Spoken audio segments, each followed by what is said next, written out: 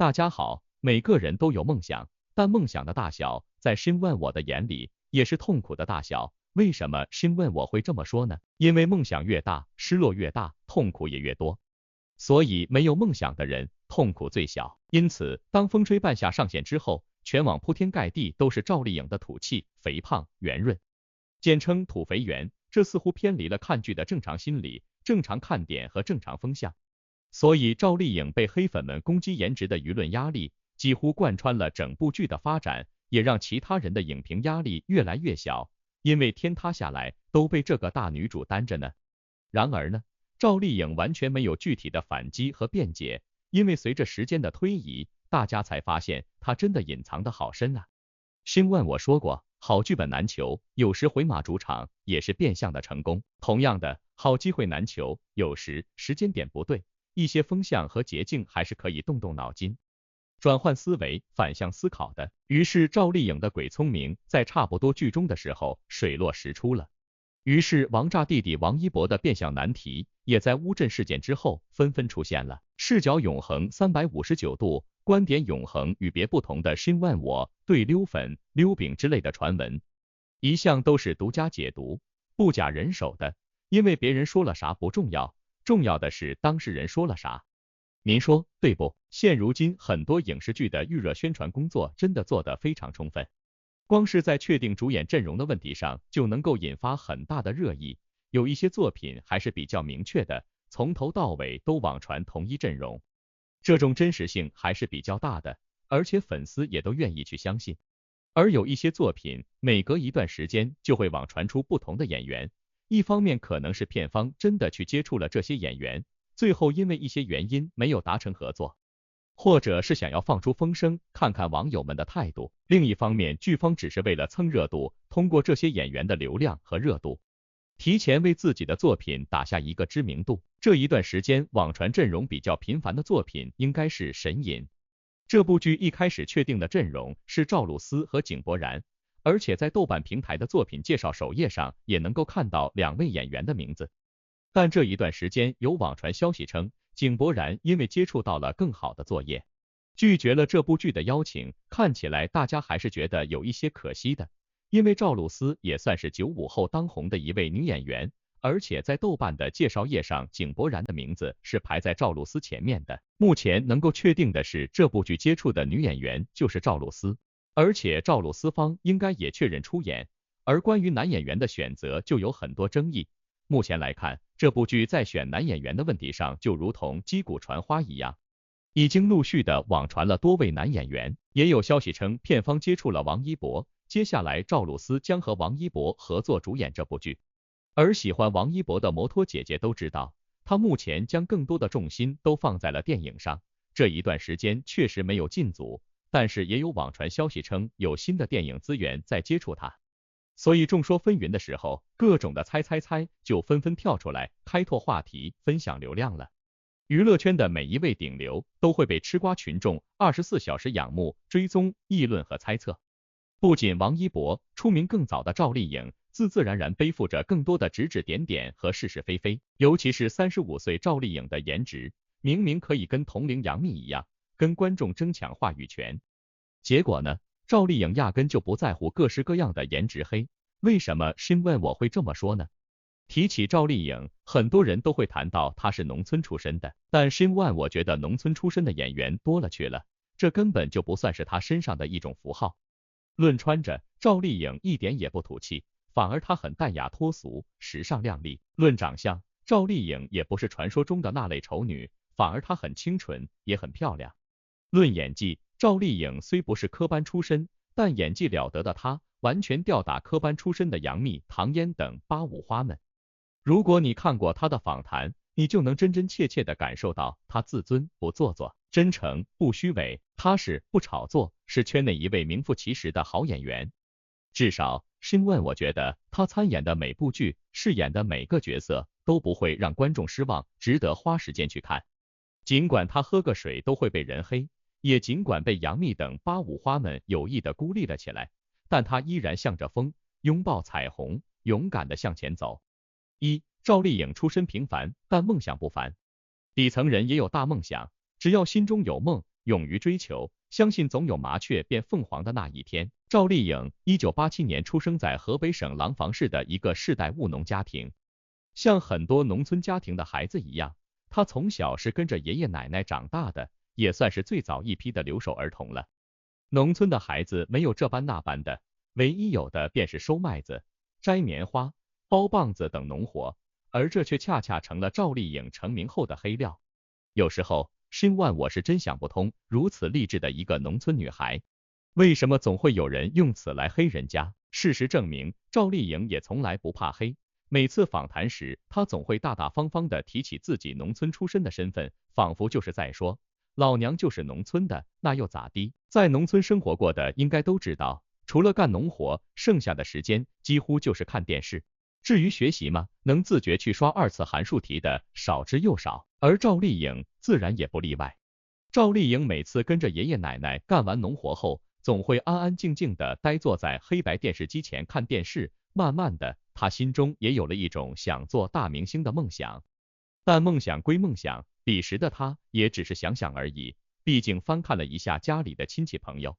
也没有一个从事文艺工作的，不现实也不切实际，更不敢与人诉说，为此她只能埋藏在心底。初中毕业后，赵丽颖因为干农活太多，耽误了学业，最终高中没考上，只能去读中专，而她又自认为有点姿色，所以选择了空乘这个专业。那时她一心梦想着做空姐，但理想很丰满，现实却很骨感。中专毕业后，赵丽颖并没有如愿以偿的穿上空姐的制服，相反，她像大多数人一样，毕业即失业，只能靠打零工为生。那些年，她在街边发过传单，推销过美容卡，卖过衣服，干过文员、服务员、收银员、迎宾等工作，五花八门，应有尽有，但干得越多，赚得越少。不仅如此，她还因为上错菜，被老板娘骂得狗血喷头。但即便如此，赵丽颖还是坚持过来了，而这也恰如她在台词里说的那样，人这一辈子的路是自己怎么来就怎么走，任何人都帮不了你一辈子，要学会自己给自己盘算。而在她的人生字典里，她早就悟透了盘算的深刻含义。当机会来临时，早些年埋藏在她心底里的那个明星梦，也终于敢拿出来向人诉说了。2. 努力的人生总有贵人助力圆梦。人的一生，机会很重要，贵人也很重要。一生中如果能遇到一个带你玩的人，那么想不成功估计就很难。而赵丽颖很幸运，一下子遇到2个，一个是京圈有名的贺岁片大导演冯小刚，另一个是圈内有名的编剧于正。提起冯小刚，估计大多数人都很熟悉，圈内有名的贺岁片大导演，和赵丽颖一样，也是底层出身。或许正是这样一个原因，冯小刚在当年的选秀比赛上，才会看上才艺一般般的赵丽颖吧。毕竟在此之前，王宝强就是这样被他发掘的。2006年，还是文员的赵丽颖参加了选秀节目《雅虎搜星》，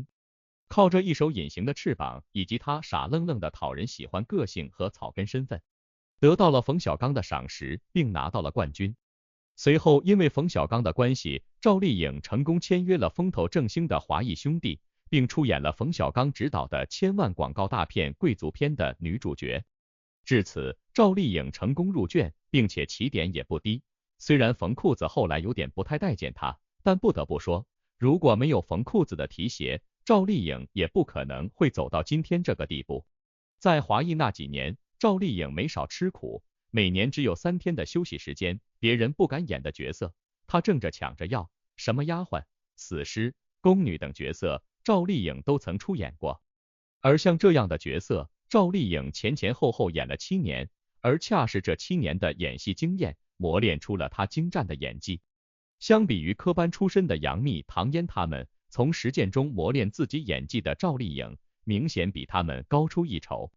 再加上她厚脸皮，一下戏就去向剧中的老戏骨讨教，久而久之，她也学到了不少演戏上技巧。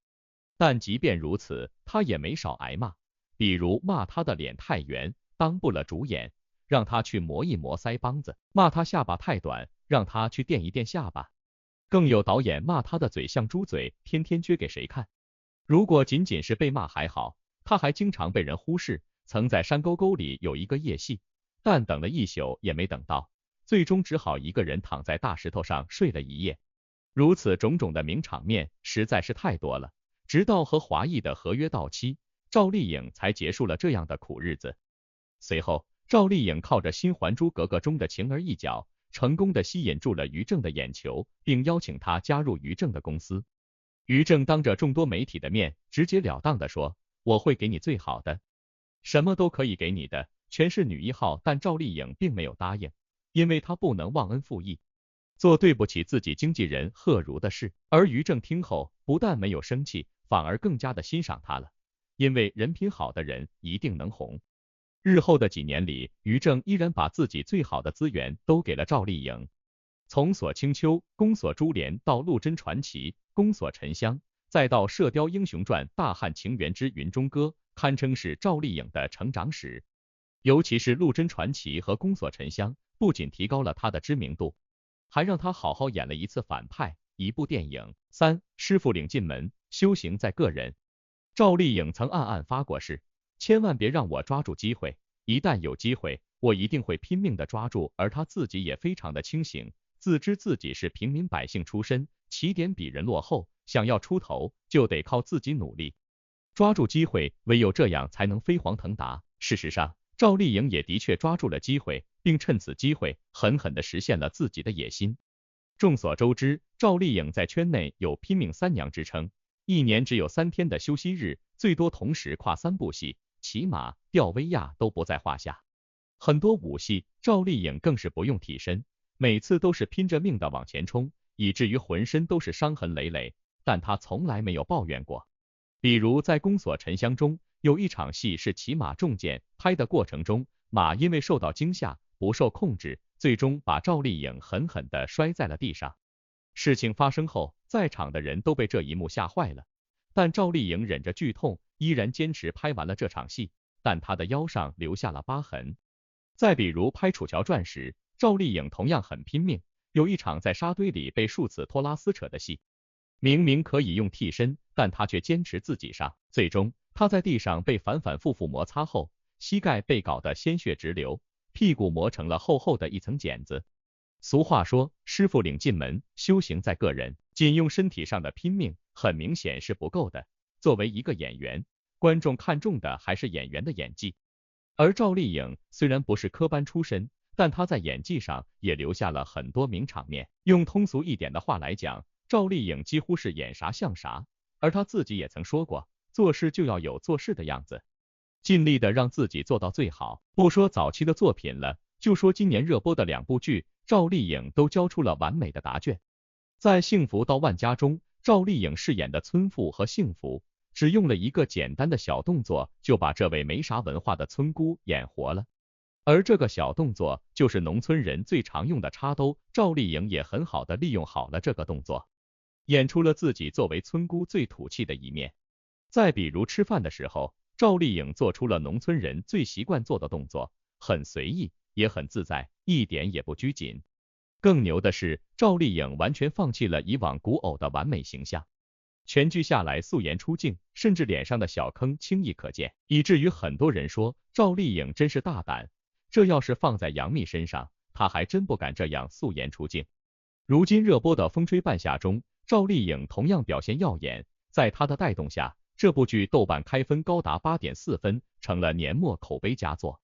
剧中她饰演的许半夏，凭借自己独到的眼光和果敢的个性，在钢铁行业披荆斩棘，闯出了一番天地。而这个人物和现实中的赵丽颖几乎很相像，而她的演绎也得到了观众的一致好评。比如有网友说，赵丽颖演出了许半夏身上蓬勃的生命力，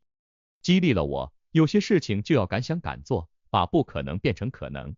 当然了，也有人说她依旧土，甚至称她老胖，但事实上，赵丽颖为了贴近剧情人物，刻意增肥，主动放弃了身材。至于吐槽她的土，如果你看过这部剧的原著，就会知道，许半夏干的买卖就是收废品，再直白点就是二道贩子。如此在废旧物品上倒腾实吃，怎么可能像杨幂那样在28中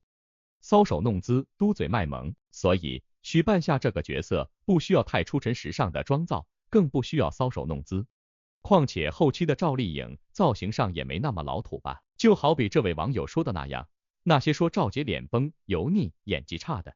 都是大幂幂的粉丝吧？事实上，一些人的妒忌恰好说明了赵丽颖的强大。在八五花中，她已经把杨幂、唐嫣、倪妮们远远的甩在了身后。师傅领进门，修行在个人。赵丽颖和其他同期的演员们真的不是一个水平了。属于她的美好时代，一切才刚刚开始。4. 豪门阔太的标签是虚的，赵丽颖要的是自由独立。跟冯绍峰结婚，看似一步很差的棋，实则比谁都精明。要知道，她和冯绍峰结婚之前，曾和陈晓传过一段绯闻，两人因陆贞传奇而结缘，随后又一起参与活动，接受采访。那段时间，两人俨然是一对恋人，而陈晓也多次对赵丽颖表露出好感。但不知什么原因，陈晓一转身就和同样长着包子脸的陈妍希因戏生情了，并很快举行了婚礼。赵丽颖随后取关了陈晓，从此两个人相忘于江湖，再也没了交集。而此时的富家公子哥冯绍峰还在和倪妮纠缠在一起，但爱玩的冯公子同样没有和倪妮走到最后。之后，他和赵丽颖在《西游记女儿国》中第6次合作，一个男主，一个女主，一个是美丽多情的女王，一个是烦心未泯的圣僧。摩擦的久了，再一次暗送秋波，因戏生情，随后约会、逛街，直到恋情曝光，成了幸福的一对。2018年，赵丽颖刚晒出结婚证不久，就闪电般的为冯家生了一个儿子。本以为有了儿子就能安心的做豪门阔太了，但这场婚姻没过多久就土崩瓦解了，没有婚礼，也没有婚戒，仅只是简单的领了个小红本。这段感情就这样草草的收场了。吃瓜群众看后有太多的不解，太多的遗憾，就连冯绍峰都在感慨，赵丽颖是喜欢我呢，还是仅只是为了结婚才跟我在一起呢？离婚后，对于孩子的抚养权问题，赵丽颖同样做得干净利落，不争不抢，让儿子跟着冯家人生活。而谈到为什么不去争取孩子的抚养权问题时，赵丽颖也很大方回应，称对方的经济实力比自己好，孩子跟着他们很放心。就是这样洒脱，就是这样任性，去他的豪门阔太，只想做属于自己的女王。如今和冯绍峰离婚1年多，赵丽颖依然是圈内的那个熟悉的拼命三娘，资源也是出奇的好。她就犹如许半夏一样，特别的能干，从来不把自己当成一个偶像，而是一个真实的敢爱、敢恨、敢狠的女人。因此，真实赵丽颖裸妆扛起了风吹半夏，也扛起了全部的土肥圆指责，她却一点都不在乎，因为黑粉的无厘头指责不值得她去在乎。毕竟这么多年过去了，人还是那堆人，他在乎的不是地上的泥沙，而是天上的云彩。那么，为什么视角永恒359度，观点永恒与别不同的新问我会这么说呢？因为懂的人自然懂，赵丽颖想的就是如何在社会主义清朗风暴之中，活得更巴适、更安全。相反的，黑粉的能量反而是极其有限的，甚至可以助力的，而这跟政治有关，跟其他无关。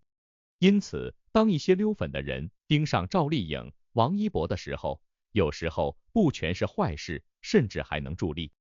就像可能性不大的神隐，实际上众所周知的，王一博会出演这部剧的概率是非常小的，因为这一段时间里他的行程安排还是比较满的。另一方面，网传的消息是这部剧在接触一位王姓的男艺人，娱乐圈中王姓的男艺人还是很多的。之所以会提到王一博，也是因为他的流量比较大，借此能够吸引更多的网友关注到这部剧。喜欢王一博的朋友都知道，这几年王一博对于剧本的要求还是比较高的，他在接戏的时候也是比较谨慎的。实际的消息是，将和赵思露丝出演这部剧的男艺人可能是王安宇。有网友爆出了王安宇最新的行程安排，他目前也是打算飞到神隐这部剧拍摄地。如此看来，这个阵容应该是8、9不离10了。王安宇也算是当红的小生，但是在热度上还没有达到流量的标准。这几年他也陆续的出演了很多作品，神隐是一部古装剧，不知道他接下来能否驾驭古装造型。从王安宇粉丝的态度能够看出，他们似乎不希望王安宇会接这部剧。主要也是因为之前网传的阵容太多，容易陷入舆论。赵露思这2年的抗拒能力还是比较强的，而且新万我也聊过她的背景，笑起来傻甜傻甜的甜妹子形象，的确可以继续火上几年，因为同龄人当中，样貌、资本和人脉三样齐活的屈指可数，所以把这部剧打造成为下一部爆款古装偶像剧也是有可能的。更重要的是，它背后已经展开的人脉多多少少值得互换，这比固粉的小目的其实来得更加扎实、更加有用、更加直接和吸引。就像赵丽颖反复被人挖苦土肥圆一样，对她的影响简直就是负负得正的得分加成。这种淡定其实需要时间的沉淀和积累。赵丽颖从出道起就备受观众喜爱，她的演技被大家认可，事业也在不断上升中，似乎她已经变成职业女强人的代表人物。但在感情上，她就不再一帆风顺了。好不容易官宣结婚，却没想到这段婚姻持续了不到3年，就等来了离婚的官宣。赵丽颖和冯绍峰都是娱乐圈优秀的演员，两人凭借《知否》收获了一大批 CP 粉，大家对于两人的婚姻非常认可，直到现在部分粉丝都不能接受两人已经离婚。不过在某种程度上，他们还是很默契的，分别在12月12日和12月13日官宣了好消息。先说赵丽颖的好消息，她与何颂的合约已经到期，她并没有续约，而是转身开设了自己的工作室。她与何颂之间还有一段渊源，她是因为前夫冯绍峰的关系，以合伙人的身份签约何颂，但这家公司的资源很差，根本承担不起赵丽颖的发展速度。再加上赵丽颖已经跟冯绍峰离婚，也没有太大的理由答应继续留在那里，这对她以后的发展来说是非常有帮助的。再说冯绍峰，他在13日打赢了一场侵权的官司，成功获赔10万元。虽然这笔钱对于他来说只是一个小数字，但名声恢复了不少。申万我其实也老早聊过了，冯绍峰告的这个人是一个主播，他以冯绍峰替身的人设进行直播带货，在过程中他会说一些爆料来吸引网友的目光，甚至不惜利用大家的同情心，故意卖惨贬低对方，这让冯绍峰的路人缘下降了不少。当然了，很多事情是有因果和循环的，就像申万我之前反复提到的粉丝造反事件和最新的乌镇事件，让申万我旁如隔了1个月，而不是1年，更不是隔世的感觉。有趣的是，离婚后的赵丽颖通过最新的风吹半夏，不仅重回了粉丝造反事件的因因果果，更偶遇了前夫哥的起起落落。当然了，前夫哥的剧也碰上了好事，相当的魔幻，毕竟2022年就是个因果的年份，是个魔幻的年份。原以为两人的评论区会充满祝福的声音，但没想到他们评论区的状态两极分化严重。赵丽颖从始至终就一直在拍戏，所以她的人气一直没有下降，特别是最近因为风吹半夏大火，人气更是暴涨，他的评论区中恭喜声一片。但冯绍峰最近并没有什么大火的作品，虽然他今年有4部戏播出，但没有什么大热的影视剧，这就导致了他评论区中比较冷清，面对胜诉的消息，也只有零星几个人为他感到开心。夫妻两人离婚，最受折磨的就是孩子，很多粉丝希望两人为孩子考虑，能够放下芥蒂重归于好，但目前看来两人复婚注定没有太大的希望。申万我不明白网络间如此痴缠两个人的复婚，或许两个人当年旗鼓相当的颜值已经深入人心了，但是呢，颜值背后的真相呢，其实尽在申万频道。在他们离婚后，有媒体曾拍到他们同框的画面，当时赵丽颖坐上了冯绍峰的车，似乎是为了看孩子，两人全程没有太大的交流，女方脸上也没有太大的情绪波动，在他们的脸上已经没有恋爱的氛围了，所以他们复婚的可能性不大。赵丽颖对于事业是非常看重的，或许在她的心中，现在没有恋爱复婚的念头，对于女演员来说，花期很短，所以她需要把握住每一秒，但还是希望她能够遇到属于自己的真命天子。冯绍峰最近几年的存在感不算太高，当然了，也没有太差，他还是相当努力的。但凡熟悉本频道的朋友们都知道，前夫哥在申万我的眼里，即便和赵丽颖事实上拉开了相当的差距，却也不差寂寞，所以有种努力也可以是外部的撮合。无论如何，赵丽颖通过全剧中的影评方式，赢得了一个意想不到的最好的成绩。在这期间，虽然她笑着承受了所有的颜值非议，却把这种非议霸气盖上了成功土肥圆的最后印章。毕竟，在魔幻的2022年，在政治风向瞬息万变的社会主义大家庭，土渣和丑怪才是最新的潮流和证据的刚需。所有严防死守自己最后颜值的人，就是活脱脱的杨幂2.0、杨幂10.0了。问题是，又有谁真正具备杨幂的商业头脑和八面玲珑呢？所以，当王一博的面前再次飘来橄榄枝的时候，Shin1我倒是在考虑。团队，因为试错才是对错，爱过不费蹉跎，您说对不？